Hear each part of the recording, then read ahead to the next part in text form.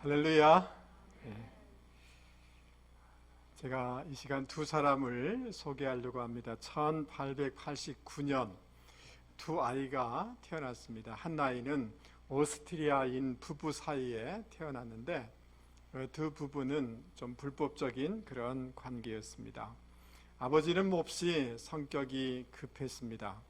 어머니는 주부로서의 그런 일을 감당하기보다 사교일, 바깥에 놔두는 일을 굉장히 즐거워했습니다. 그러다가 아버지가 죽게 되었고 어머니는 알코올 중독자인 숙모에게 이 아이를 맡겨놓고 집을 나가버렸습니다. 16살이 된 이 소녀는 학교를 중퇴하고 가출하였습니다. 세상에 나가서 닥치는 대로 일을 하다가 군대에 들어가게 되었습니다. 1차 세계대전 때 독일이 패한 이후에 그는 정치계에 투신하게 되었는데 극렬 그런 분자가 되었습니다. 여러 과정을 통하여서 그는 1933년 독일의 절대 영도자인 총통이 되었습니다. 여러분 이 사람이 누군지 아시겠죠? 아돌프 히틀러인 것입니다. 여러분 이 아돌프 히틀러로 인하여서 전 세계가 전쟁에 휘말리게 되었고 유대인 600만 명이 학살을 당하게 되었습니다. 반세기가 지난 오늘까지 이 어린 아이로 말미암는 이 어린 아이의 도끼로 말미암는 그 후유증은 지금도 계속되고 있습니다. 여러분 동일한 연도에 또 다른 아이가 태어났습니다. 미국 텍사스에서 태어났는데 이 소년의 부모님은 이 아이를 양육하기 위해서 시골로 내려갔습니다. 왜냐하면 시골에서 자라는 것이 이 아이의 신앙에 매우 도움이 될 것이라는 이유 때문에 그런 것이었습니다. 이 아이를 양육하면서 하나님을 두려워하고 하나님을 경외하면서 살아가라고 늘 가르쳤습니다. 모든 가족이 교회에 나와서 열심으로 봉사하는 그런 가정이었습니다. 이 소년이 자란 후에도 늘 저녁마다 어머니와 함께 두 손을 모으고 기도했던 그 기억이 늘 남아 있었습니다. 여러분 이 소년도 군대에 관심을 갖게 되어서 웨스트포인트 사관학교에 들어가게 되었습니다. 그리고 여러 가지 과정을 밟고 연합군 총사령관이 되었습니다. 그런 이 사명을 감당하기 위해서 영국으로 건너가게 됐는데 비행기에 오르면서 한 권의 책을 들고 비행기에 올랐습니다. 그것은 다름이 아니라 하나님의 말씀인 성경책 한 권을 들고 비행기에 오른 것입니다. 여러분 이분은 죽음을 앞두고 목사님을 초청하여서 목사님의 기도를 받기를 원했습니다. 그리고 목사님에게 예수 그리스도의 제사함과 천국에 대해서 설교를 해달라고 부탁을 드렸습니다. 이 사람이 아이젠하워 장군인 것입니다. 여러분 1944년 6월 6일 동시에 태어난 히틀러와 아이젠하워가 전쟁에서 맞붙게 되었습니다. 11개월의 치열한 전투가 있었습니다. 그런데 1945년 4월 30일 히틀러는 지하 그 방공 대피소에서 결국은 자결하게 되어집니다. 그의 죽음 소식을 듣고 세계 모든 사람들이 환호하고 기뻐하였습니다. 그런데 아이젠하워는 1969년 80세로 평화롭게 눈을 감았습니다. 그의 죽음을 안 모든 세계 사람들이 너무 슬퍼하고 애도를 표했습니다. 여러분 동일한 연도에 태어난 두 사람이 어떻게 이렇게 다른 인생을 살아갈 수가 있었고 다른 결과를 낳을 수가 있었고 한 사람은 세계에 아주 고통과 어려움을 낳았지만 한 사람은 세상에 유익을 끼치게 되었습니까? 그것은 다름이 아니라 그 부모님들이 어떻게 그 자녀를 양육하였느냐에 따라서 그 인생이 달라지고 그 인생의 결과가 달라진다는 것을 우리는 알 수가 있는 것입니다. 여러분 오늘 우리는 우리 자녀손들을 어떻게 양육하고 계십니까? 오늘 성경 말씀을 통하여서 하나님이 우리 가운데 가르쳐 주시는 그 교훈을 통하여서 우리는 우리 자녀들을 양육해야 되는 줄 믿습니다. 그래서 바라건대는 여러분들의 자녀 손들이 하나님의 복을 받고 아브라함의 복을 받아서 그 인생이 복될 뿐만 아니라 세상에 유익을 끼치는 귀한 인생이 되기를 주님의 이름으로 축복합니다. 오늘 말씀을 통하여서 우리가 우리 자녀들을 양육해 나가야 되겠는데, 오늘 우리가 6장 그 4절 말씀을 중심으로 살펴볼 것입니다. 그러나 이 6장 4절은 어디에 걸려 있느냐 하면 에베소서 5장 18절 말씀에 걸려 있는 말씀입니다. 우리 5장 18절 말씀을 같이 읽어보도록 하겠습니다. 크게 소리내서 읽겠습니다.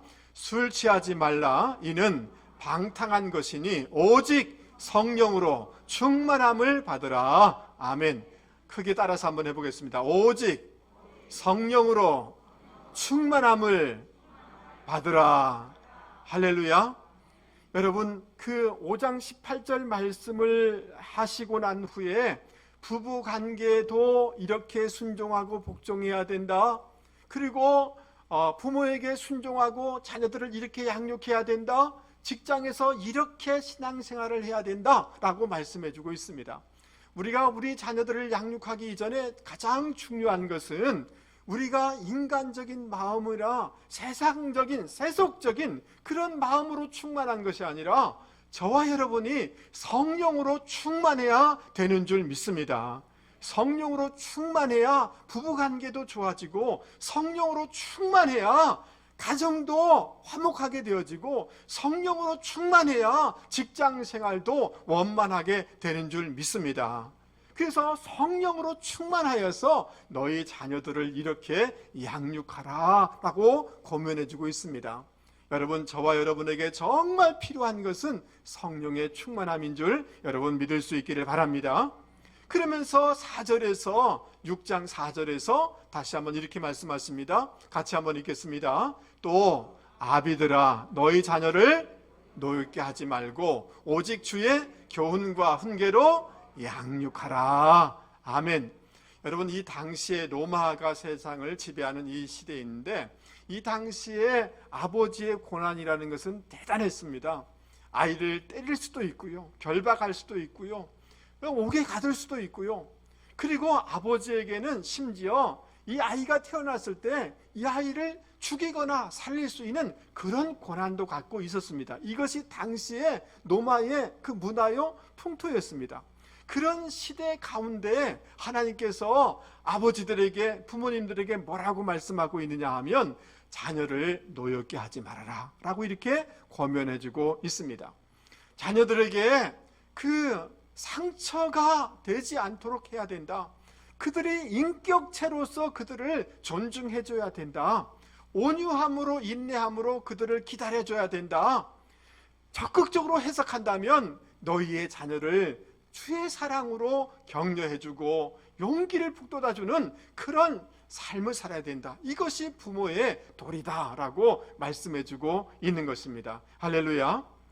여러분, 우리 자녀가 어떻게 할 때, 우리가 어떻게 할 때 자녀들이 분노를 이렇게 노여워하게 될까요?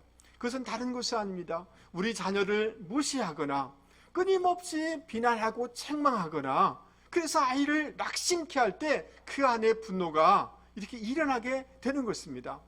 뿐만 아니라 우리가 평소에 못한 것을 대리만족하기 위해서 우리 자녀들에게 억지로 무엇인가를 강요시키고 그것을 성취해내려고 할 때 자녀들에게 상처가 되고 분노를 유발할 수 있는 것입니다. 여러분, 우리가 참 부족하고 연약하지만 이 가정을 잘 화목하게 꾸려나가야 되는 줄 믿습니다. 그렇지 않을 때 우리 자녀들에게 상처를 물려주게 되어지고, 자녀들은 세상에 자신감이 없어서 열등감에 빠지게 되어지고 거절감을 가지게 되면서 그것으로 인하여 분노하게 되는 것을 우리는 깨달아야 할 것입니다. 여러분, 가끔 이런 이 영상을 이렇게 보게 되는데, 여러분, 그 코끼리 조련사가 코끼리를 조련하지 않습니까? 근데 조련하는 대로 움직이죠. 그러면서 이 관중들이 환호하지 않습니까? 그런데 어느 날 보니까 그 무겁고 큰 코끼리가 조련사를 막 공격하고 발로 밟는 거예요. 그리고 관중을 향해서 막 달려가는 거예요. 막 그 물건들을 다 뒤집는 거예요. 어떤 마을에서는 코끼리들이 마을을 막 부수는 거예요.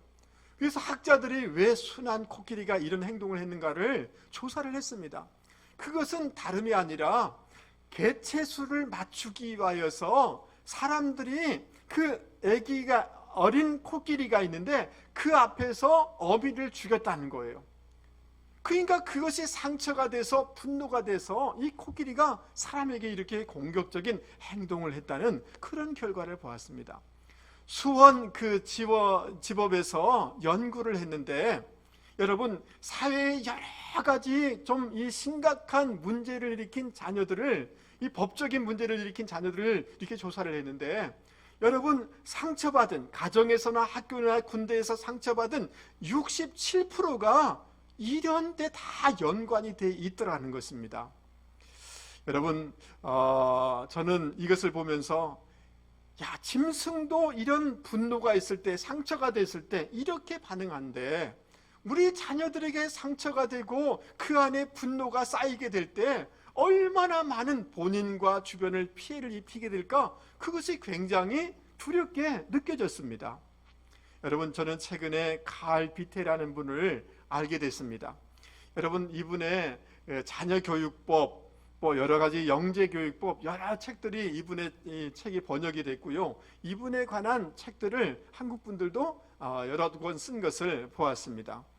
여러분 이 칼 비테라는 분은 독일의 아주 시골 교회 목사님이셨어요.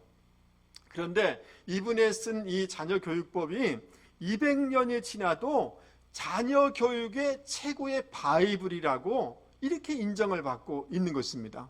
너무너무 지금까지 굉장히 도전을 주는 그런 책으로 평가를 받고 있다는 거예요. 이분은 영재교육의 효시라고 이렇게 평가가 되어지고 있습니다. 저는 바라건대 우리 젊은 애기 엄마들도 이분에 관한 것이든 이분에 대한 책을 읽어서 이렇게 자녀를 양육하면 많은 도움이 되겠다라는 생각을 하게 됐습니다. 여러분 이 칼 비테는 52세 때 자녀를 낳게 되어집니다. 자, 그런데 그 아이를 낳을 때 9개월 만에 조산하게 됐는데 이 아이가 목에 탯줄을 감고 나오게 됐습니다. 그러니까 여러 가지 뇌의 영양이라든지 산소라든지 이게 공급이 어려웠지 않겠습니까? 그래서 발육 부진이 있었고요. 잦은 병치레를 하게 되어지고 그 아이가 태어났을 때 전응하라고 의사들이 판단을 했습니다. 그러니까 그 아내 되신 분이 너무 절망하고 낙심하는 거예요. 그랬을 때 여러분 자기 아내를 향하여서 이런 말을 해줍니다. 아이를 잘 교육시킨다면 50%밖에 안 되지만 그 안에 잠재력이 있기 때문에 90%, 100%까지 올려낼 수 있다. 낙심하지 말라고 이렇게 아내를 위로를 하게 되어집니다. 그래서 칼 비테는 자기 대리 만족을 위해서 자녀를 이렇게 교육시키는 것을 굉장히 싫어했습니다. 하나님의 계획을 위하여서 기도하면서 아이를 양육해 나가는 것입니다. 여러분 이 전응아로 태어난 아이에게 여러분 그 15일 만에 그냥 뭘 알아듣겠어요? 아주 자비로운 목소리로 시를 읽어주고 기도해주고 이러는 것입니다. 자녀 교육을 이렇게 해나가는 데 있어서 풍부한 감성과 인성이 너무 중요하다고 그런 생각을 했습니다. 그래서 이 아이들에게 있어서 4가지 자산이 굉장히 중요하다고 이분은 생각했습니다. 그 첫 번째는 뭐냐 하면 선의예요. 선행하라는 거예요. 두 번째는 뭐냐 하면 지혜가 있어야 된다. 지혜. 세 번째는 예절이 있어야 된다. 그리고 네 번째는 학문이 있어야 된다. 이 4가지를 잘 이렇게 가르치려고 애를 썼습니다. 그러나 이 모든 것의 밑바탕은 뭐냐 하면 선한 마음을 갖도록 도와주는 것이 인성교육이 너무 중요하다고 이 사람은 생각을 했습니다. 그래서 여러분 요셉의 이야기, 다윗의 이야기, 다윗과 요나단의 이야기, 가난한 과부의 헌금 이야기를 얘기해 주면서 이 아이를 양육해요. 여러분 세상의 눈으로 바라보면 어찌 보면 전응하고 좀 부족하고 이런데 하나님의 눈으로 바라볼 때 그런 소중한 자녀였습니다. 그래서 그 아이를 격려해주고 용기를 주고 지혜를 공급하려고 애를 쓰면서 이 아이를 양육을 한 것입니다. 여러분, 발달 장애가 있는 이 아이가 놀랍게 성장하게 되어집니다. 그 내용들을 다 자세히 제가 소개해 드릴 수는 없겠지만, 여러분, 그 아들 주니어 칼 비테라는 이 아들은 여러분 이렇게 자라서 8살 때 6개 국어를 자유롭게 할 수 있는 아이로 자라게 됐습니다. 여러분, 10살 때 최연소로 라이프치히 대학교 여러분 입학하게 되었고, 13살 때 수학 관련 철학 박사학위를 받게 되어집니다. 그 다음 16살 때 법학 박사를 받게 되어지고, 베를린 대학의 교수로 이렇게 임명을 받게 되어집니다. 그리고 이 83세까지 할레 대학교에서 교수로 사역을 하게 되어지는데, 이 19세기의 천재 학자로 여러분 불림을 받게 되어집니다. 여러분, 그러니까 이 칼 비테가 자기 자녀가 부족한 모습으로 태어났지만 하나님의 그 관점으로 바라보면서 격려해주고 용기를 주고 그를 복도와줄 때 그는 19세기 독일의 최고의 학자가 된 것입니다. 그는 할레 대학에서 계속해서 강의를 했는데, 이 할레 대학은 복음주의 신학자들, 학자들을 많이 배출한 그런 학교입니다. 그 시대, 그 나라에 엄청난 영향력을 끼치는 그런 인물이 된 것을 볼 수가 있는 것입니다.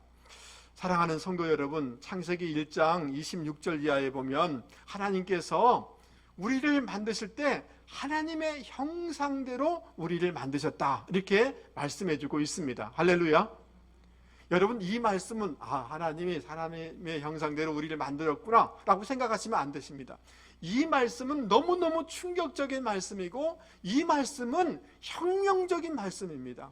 그러니까 여러분, 이 구절은 여기 있으면 안 되는 거예요. 감추어져야만 되는 그런 말씀이에요. 왜냐하면 이 창세기가 기록됐을 때는 애굽의 이집트의 바로가 통치하는 시대에 기록된 말씀입니다.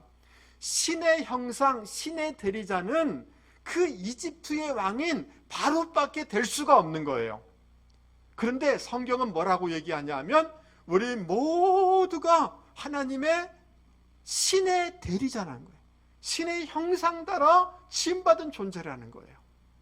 여러분, 우리 자녀는 하나님의 형상 따라 지음받은 하나님의 신의 대리자인 줄 여러분 믿을 수 있기 바랍니다. 그러기에 우리 자녀들이 공부를 조금 못한다고, 몸이 연약하다고 외적인 것으로 판단하시면 안 되는 것입니다. 우리 자녀를 하나님의 형상대로 지음받은 존재요, 하나님의 대리자요. 아멘 하시죠? 하나님이 우리에게 맡긴 자로 여겨서 우리 자녀들에게 상처를 되물려 주는 것이 아니라 우리 자녀를 격려해주고 용기를 주고 기도해주면서 이 아이들을 잘 양육해 나갈 때 그 인생이 복된 인생이 되어지는 것이고, 하나님 앞에 존귀하게 쓰임받게 된다는 것을 여러분 믿을 수 있기를 바랍니다. 할렐루야. 두 번째로, 우리가 어떻게 우리 자녀 손들을 양육해 나갈 것인가, 다시 한번 4절 말씀을 같이 한번 읽어보도록 하겠습니다. 시작. 또 아비들아, 너희 자녀를 노엽게 하지 말고 오직 주의 교훈과 훈계로 양육하라. 아멘. 여러분, 교훈과 훈계로 양육하라 라고 이렇게 말씀하고 있습니다. 이 말을 정확히 번역하면 교양으로, 훈계로 양육하라 라고 이렇게 얘기할 수가 있습니다. 이 교훈이란 말은 영어성의 디스플린이라는 단어를 쓰고 있는데, 채찍하는 거예요. 징계하는 거예요. 이 교양과 훈계로, 이 훈계라는 것은 말로 하는 거예요. 그리고 마음으로 하는 거예요. 이렇게 해서 우리 자녀들을 잘 훈련시켜야 된다 라고 이렇게 말씀해주고 있는 것입니다. 이 말을 조금 달리 용어를 바꾸어서 보면, 우리 자녀들을 잘 훈련시키고 잘 교정시켜 나가야 되는 줄 믿을 수 있기 바랍니다.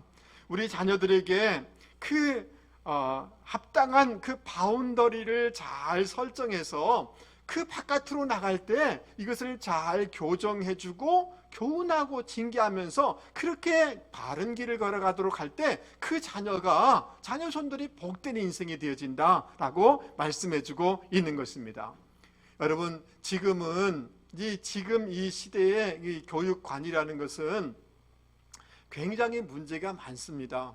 왜냐하면 저도 이 사범대를 나와서 교육학을 공부했는데 굉장히 그 인본주의적인 교육관이 이 학교를 다 지배하고 있는 것입니다.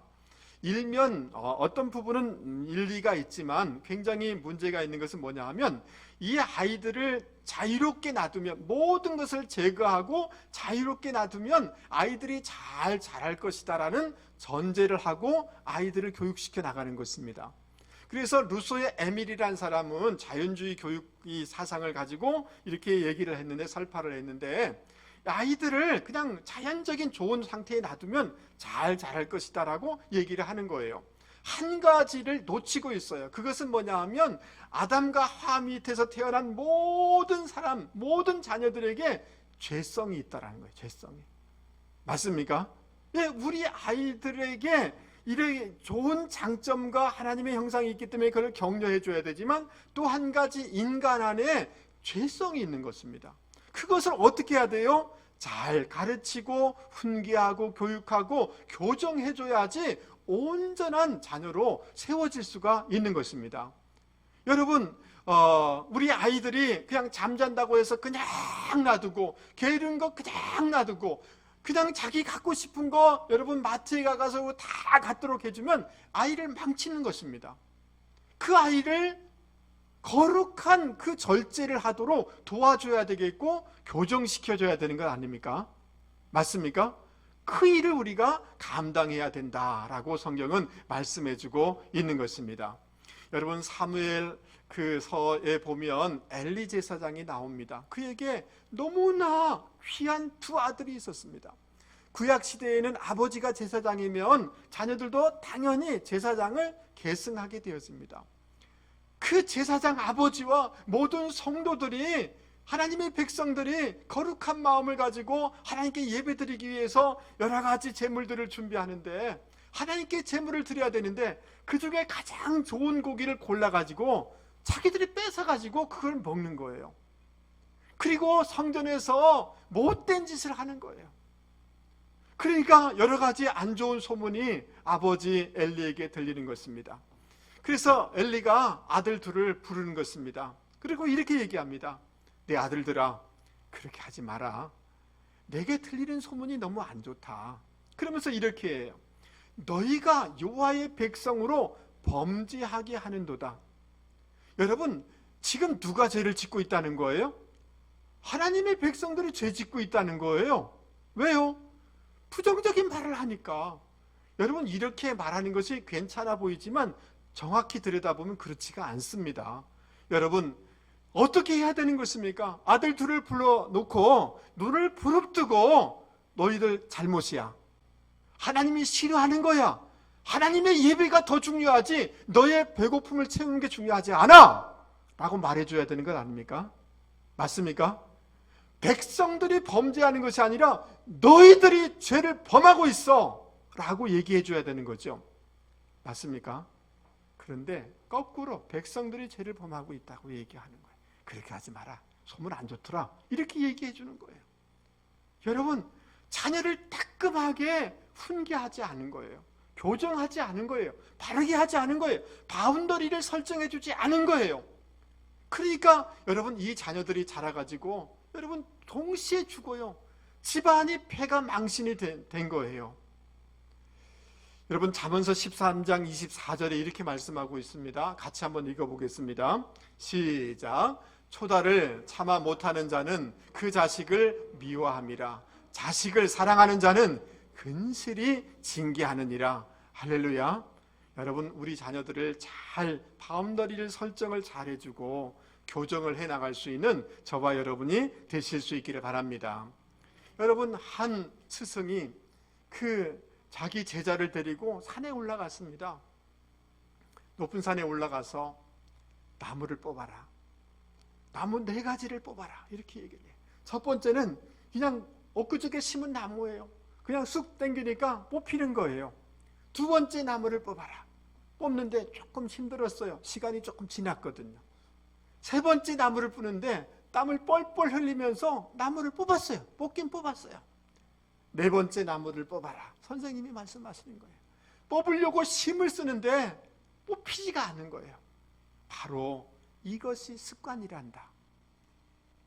습관이 들면 나중에 뽑을 수가 없다 라고 했을 때 이 제자가 깨달음이 큰 거예요. 여러분, 우리 자녀들이 어릴 때일수록 여러분 잘 교정해주고 바운더리를 잘 설정하면서 양육해 나가는 분들이 되실 수 있기를 바랍니다. 그럴 때 우리 자녀들이 귀하게 하나님이 정말 마음껏 쓸 수 있는 귀한 인생이 되어지는 줄 여러분 믿을 수 있기를 바랍니다. 여러분, 자녀 손이 너무 귀한 거예요. 그러니까 다른 말을 안 해주는 거예요. 교정해주지 않는 거예요. 여러분, 요즘 학교 선생님들이 선생님 노릇하기를 너무 힘들어해요. 그냥 나이가 들면 다 퇴직하려고 해요. 왜냐하면 집안에서 이런 교육이 안 됐으니 학교 선생님 말을 듣겠어요? 이 엘리 제사장의 얘기는 당시 얘기뿐만 아니라 오늘의 얘기입니다. 여러분, 아이가 수업 시간에 자요. 엉뚱한 짓을 해요. 선생님이 야 그러지 마라, 깨어라 이렇게 하는데 혼냈어요. 말을 했는데 여러분, 그 어머니 아버지가 눈을 부릅뜨고 학교 와가지고 선생님 멱살을 잡고 선생님을 때리는 거예요. 여러분, 그것이 우리 자녀를 위한 게 아니지 않습니까? 너무 사랑하기에, 너무 소중하기에 우리 자녀들에게 바른 바운더리를 설정해주고 바르게 교정해 나갈 수 있는 저와 여러분이 되실 수 있기를 바랍니다. 할렐루야. 그래서 우리 자녀들이 정말 하나님의 복을 받는 자녀손들이 되기를 주님의 이름으로 축복합니다. 여러분, 저는 이게 설교를 많이 해야 되기 때문에 그 책상에 자주 오래 앉아 있고, 뭐 토요일 같은 데는 아침부터 밤 12시 넘어까지 하루 종일 앉아서 설교를 준비합니다. 그러다 보니 이렇게 허리나 목이 별로 좋지가 않습니다. 그래서 너무 통증이 있을 때는 가까운 이 정형외과에 가면 그 의사 선생님이 제가 목사인 걸 알아요. 목사님, 사람이 2시간 이상을 집중해서 앉아 있으면 이게 허리와 목에 학대를 하는 겁니다. 그리고 목을 바른 자세로 하고 각도를 정확히 하고 이렇게 해야지 목이 상하지 않습니다. 이렇게 말씀해 주는 거예요. 여러분, 허리와 목 디스크 바른 자세를 교정해야 되는 거 아닙니까? 맞습니까? 우리 자녀의 치아들이 이렇게 요즘은 이 어린아이들이 얼굴이 많이 작아져요, 우리나라. 그래서 이 치아들이 많이 비틀게 나옵니다. 그래서 교정해 주죠. 교정할 때 어떻게 합니까? 조금 아프지만 조이고 그렇게 할 때 제 위치로 들어가게 되어서 여러분 이렇게 아름다운 얼굴이 되고 치아들이 고르게 되는 것 아닙니까? 맞습니까? 맞습니까? 그래야지 아름다운 거죠. 그래야지 건강한 거죠. 맞습니까? 자세가 늘 삐딱하면 이게 우리에게 고통을 주는 거지 않습니까? 그런 점에서 여러분, 우리 자녀 손들에게 바른 바운더리를 설정해주고 잘 교정해 나가는 분들이 되기를 주님의 이름으로 권면을 드립니다. 할렐루야. 세 번째로 다시 한번 6장 4절 말씀을 보세요. 따라서 한번 해보겠습니다. 오직 주의 교훈과 훈계로 양육하라. 교훈해라, 훈계하라, 바운더리를 설정해서 바르게 교정해줘라 라는데 이 말의 앞에 수식어가 있습니다. 그것은 뭐냐면 기준이 있는데 무엇을 기준으로 아이를 교정해줘야 되냐면 오직 주님의 말씀으로, 하나님의 말씀인 성경으로 우리 자녀들을 양육해야 된다 라고 오늘 성경은 우리에게 말씀해주고 있는 것입니다. 할렐루야. 벤저 와이커라는 사람이 세상을 망친 10권의 책이라는 이 책을 썼습니다. 저 행정실에도 몇 권을 제가 갖다 놨는데요. 여러분, 이 책에 보면 마키아벨리의 군주론에 대해서 얘기를 해줘요. 이 책은 결과적으로 이득만 되면 모든 악도 허용해도 된다, 이런 내용이에요. 여러분, 이런 책이 이렇게 읽혀지게 되는데 무신론에 기초한 이런 가르침에 의해서 가장 영향을 받은 사람이 누구냐 하면 레닌이에요. 레닌. 그러니까 사람을 죽여도, 어떤 혁명을 일으켜도 뭐 자기에게 이익만 되면 할 수 있다라는 이런 것을 한 거죠. 여러분, 그 루소의 불평등의 기원론이라는 책이 있는데, 앞에서 제가 루소의 에밀이라는 책을 얘기했는데, 여러분, 모든 세상이 불평등하다는 거예요. 이 사람의 책에 영향을 끼치는데, 여러분, 그 마르크스라는 사람 있지 않습니까? 그 사람에게 영향을 끼쳤고, 이 마르크스의 공산당 선언, 레닌의 국가혁명, 히틀러의 나의 투쟁, 다윈의 인류의 유래, 이런 책들이 사람들에게, 젊은이들에게 영향을 끼쳐서 이 세상에 많은 어려움을 낳게 했다는 거예요. 여러분, 다윈의 이 책들은 적합한 종은 살아남고 부적합한 종은 제거되어야 된다는 이 논리를 제공했어요. 이 영향을 가장 많이 받은 사람이 히틀러인 거죠. 히틀러. 여러분, 우리가 우리 자녀들을 이렇게 아깝게 잘 대학까지 보냈는데, 대학에 들어가서 세상의 책들과 세상의 학문을 머릿속에 주입되는 순간 지금까지 부모님들이 애써서 양육한 것들이 다 사라지게 되는 것입니다. 그리고 지금은 책도 안 읽어요. 그리고 전부 핸드폰 보고 영상 매체의 영향을 받고 있습니다. 그 영상 매체라는 것은 우리 아이들을 굉장히 안 좋은 방향으로 이끌고 있는 거죠. 여러분, 세상의 그런 책들과 세상의 이 미스미드어 이런 이 문화가 아니라 오직 주님의 말씀으로 우리 자녀들을 양육시켜 나가야 된다라고 성경은 말씀하고 있는데, 이 말씀 앞에 아멘이라고 화답할 수 있는 저와 여러분이 되실 수 있기를 바랍니다. 여러분, 우리 다대포에 그 현용수라는 교수님이 몇 년 전에 와서 강의를 한 적이 있습니다. 여러분, 이분이 IQ는 아버지, EQ는 어머니 몫이다 라는 책을 썼는데, 그 유대인들만 전문적으로 연구하는 이런 교수님이셨어요. 그 책에 보면 여러분, 그 유대인의 숫자는 남만 인구의 한 3분의 1 정도밖에 안 되고요, 지금 이 이스라엘이라는 것은 강원도와 경기도에 합친 그 정도의 땅덩어리밖에 되지 않습니다. 그런데 지금까지 여러분, 세계에 영향력을 끼치고 노벨 그 상들을 받았는데, 세계 그 노벨상의 3분의 1이 다 유대인이지 않습니까? 여러분, 그 앞에 제가 잠시 이렇게 사진도 올려놨습니다만은, 여러분, 미국에도 유대인들이 굉장히 작습니다. 퍼센티지가 얼마 안 됩니다. 근데 변호사의 20%가 유대인입니다. 그리고 뉴욕 중고등학교 교사의 50%가 유대인입니다. 여러분, 미국 대학교의 한 30%가 유대인입니다. 그리고 하버드대, UCLA 이런 대학의 중요한 행정 책임자들은 90%가 다 유대인입니다.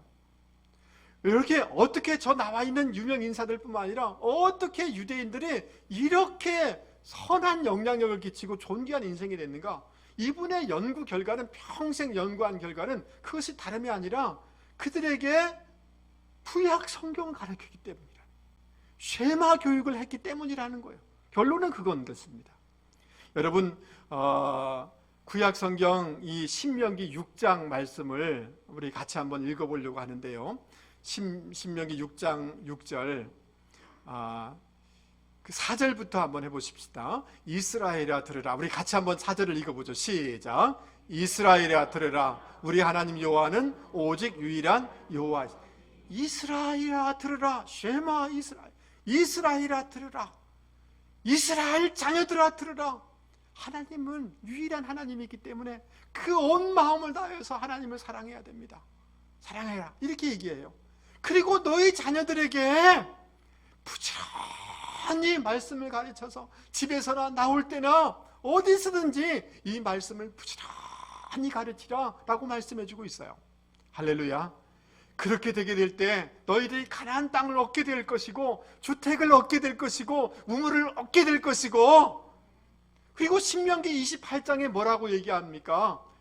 하나님의 말씀 따라 살아갈 때 존귀한 민족이 될 것이고, 나가도 복받고 들어와도 복받는 이런 놀라운 복받는 인생이 되어진다라고 말씀해주고 있는 것입니다. 할렐루야.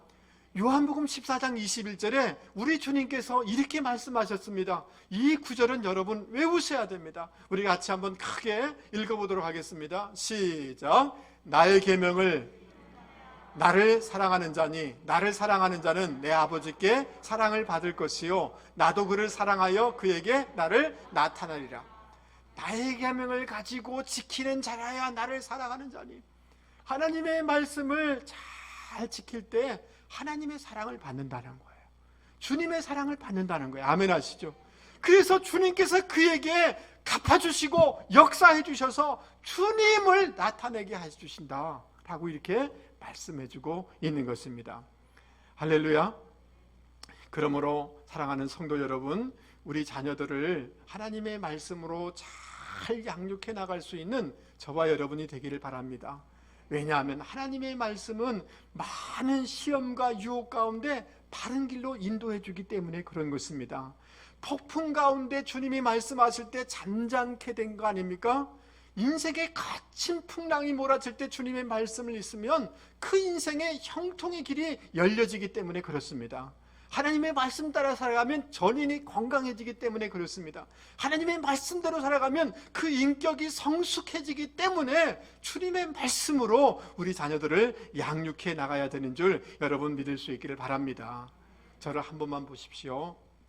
여러분, 여러분의 자녀가 어느 좋은 대학에 들어가고 어느 큰 기업에 있고 연봉이 얼마 이거 받는 것보다 우리 자녀들이 신앙생활 잘할 수 있도록 도와주는 것이 그 아이의 인생을 위해서 복되다는 것을 여러분 기억하실 수 있기 바랍니다. 여러분, 우리 자녀가 월급 700만 원 받는 데가 여기 있습니다. 근데 주의를 지킬 수가 없습니다. 여러분, 이곳에 월급 200만 원을 줍니다. 그러나 주의를 지킬 수 있습니다. 여러분, 어떻게 자녀들에게 뭐라고 얘기하시겠습니까? 신앙은 나중에 가져도 돼. 돈 벌어야 돼. 돈이 중요해. 아마 대부분 그럴걸요. 성경은 그렇게 얘기하고 있지 않다는 것에 여러분 기억하실 수 있기 바랍니다. 여러분, 신앙입니다. 신앙. 아멘 하시죠? 신앙을 가지면 나중에 반드시 열매 맺고 반드시 성공하고 반드시 존귀한 인생이 되어지는 줄 여러분 믿을 수 있기 바랍니다. 연봉 1000, 월 1000을 받는다 할지라도 여러분, 그 아이가 신앙을 잃어버리면 한순간에 그 인생이 무너질 수가 있다는 것을 기억하실 수 있기 바랍니다. 여러분, 저를 한 번만 보시죠. 여러분, 어느 순간이 되면 여러분 주님 앞에 다 서게 될 것입니다. 주님이 반드시 여러분에게 물으실 것입니다. 너 뭐 하다 왔니? 아, 주님, 제 예수님 잘 믿고 봉사하다 왔어요. 그래? 너의 자녀는? 너의 손주는? 주님이 반드시 여러분에게 물으실 것입니다. 그리고 여러분의 자녀 손이 훗날 주님 오실 때 천국에 들어가든지 지옥에 들어가든지 할 것입니다. 그리고 이렇게 할 것입니다. 할머니, 그리고 아버지, 나에게 왜 천국이 있다는 것을 확실하게 가르쳐주지 않으셨습니까? 라고 얘기할 것입니다. 여러분, 하나님이 오늘 성령으로 여러분에게 말씀하시는 이 음성을 들을 수 있기를 바랍니다. 물론 어렵습니다. 머리가 크기 때문에. 그러나 제일 중요한 것은 하나님의 말씀으로 신앙을 가지고 우리 자녀들이 신앙생활하도록 돕는 것이 가장 중요하고 그 아이를 위한 것이고 그 아이를 복되게 하는 것이고 하나님 앞에 존귀하게 쓰임받는 것이라는 것을 여러분 기억하실 수 있기를 바랍니다. 말씀을 마치려고 합니다. 오늘은 어린이 주일을 우리가 보내고 있습니다. 여러분, 우리 자녀 손들이 하나님의 형상 따라 지음받은 너무너무 존귀한 아이인 줄 믿을 수 있기 바랍니다. 여러분, 공부 못해도 상관없어요. 건강하지 못해도 상관없어요. 우리 모든 자녀 손들은 너무나 존귀한 하나님의 형상의 하나님의 대리자인 것을 여러분 기억하실 수 있기 바랍니다. 여러분, 자녀들에게 상처를 너무 물려주지 마세요. 아이를 격려해 줄 수 있기를 바랍니다. 기도해 줄 수 있기를 바랍니다. 아이들이 좋다고 그냥 놔두시면 안 됩니다. 바운더리를 설정하고, 따라서 뵙겠습니다. 바운더리를 설정해야 합니다. 그리고 그 바운더리를 넘어갈 때 여러분 거룩한 의분을 가지고 여러분 스스로를 자기 부인을 하면서 그 아이를 잘 교정해 줄 수 있는 분들이 되기를 바랍니다. 어릴수록 더 중요합니다. 그리고 여러분 세상 교육도 필요합니다. 꼭 필요합니다. 그러나 가장 중요한 것은 오직 주의 교훈과 훈계로 우리 자녀들을 양육해 나가는 분들이 되기를 바랍니다. 그것이 나중에 하나님께 칭찬받게 될 것이고, 할머니, 어머니 너무 고맙습니다 라고 얘기하게 될 것입니다. 그런 분들이 되기를 바랍니다. 여러분들이 신앙으로 잘 양육함으로 그들의 인생이 풀어지게 되고 하나님이 복을 주시는 이런 역사가 있기를 주님의 이름으로 축복합니다. 우리 말씀을 생각하시면서 같이 찬송하겠습니다.